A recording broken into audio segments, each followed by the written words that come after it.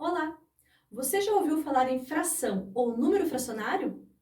Sabe o que significa a palavra fração e o símbolo que a representa? A palavra fração vem do latim fractus e significa partido ou dividido. Um dos primeiros povos a utilizar a ideia de fração foram os egípcios, e ela surgiu por uma necessidade.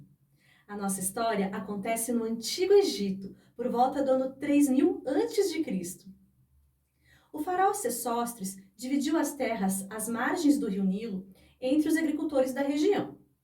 Mas uma vez por ano, as águas do Nilo subiam muito, causando uma inundação que derrubava as cercas de pedras usadas para marcar o terreno de cada um. Então, quando as águas voltavam a baixar, era preciso remarcar os limites dos terrenos. Para fazer esta remarcação, eles tinham uma corda com uma determinada medida que servia como uma unidade. Para fazer a medição, eles esticavam a corda e verificavam quantas vezes ela cabia nos lados do terreno. No entanto, dificilmente a medida da corda cabia um número inteiro de vezes em cada um dos lados. No pedaço do terreno que ficava sobrando, onde não cabia a corda inteira, eles verificavam qual parte da corda caberia ali. Por exemplo, se precisavam dividir a corda em 3 partes iguais para terminar de medir o terreno, então aquela parte era 1/3 da corda, ou seja, um pedaço de 3. Podemos pensar na corda como sendo um inteiro e cada parte dela é uma fração da corda, um pedaço do inteiro. Para representar uma fração que era uma parte do todo, os egípcios desenhavam uma forma oval alongada, com a forma de um olho, e abaixo dela escreviam em quantas partes a unidade estava sendo dividida, usando o sistema de numeração da época. Por exemplo, a fração 1/3 era representada com o sinal oval e abaixo dele 3 traços verticais, que indicavam o número 3.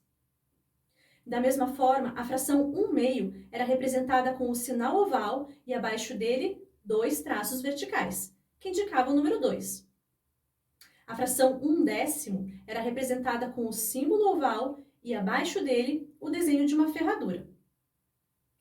Essas frações, que consideram apenas uma parte da unidade, são chamadas de frações unitárias. Voltando lá para a medição dos terrenos, vamos imaginar agora que o lado do terreno era um pouco maior. E ao invés de um pedaço de 3, tivéssemos que pegar 2 pedaços de 3. Juntando esses 2 pedaços, temos a fração 2/3, ou seja, 2 partes de 3. Mas os egípcios só trabalhavam com as frações unitárias. Assim, para representar o 2/3, eles desenhavam 2 vezes a fração 1/3, uma ao lado da outra. E apesar deles saberem lidar muito bem com as frações unitárias, as representações podiam ficar muito extensas e confusas. Mas isso mudou com a invenção do sistema de numeração hindu, no século VI. A fração passou a ser representada como conhecemos hoje: 2 números inteiros, um em cima, outro embaixo, separados por uma barra horizontal. Tudo isso junto é um número só, a fração ou número fracionário.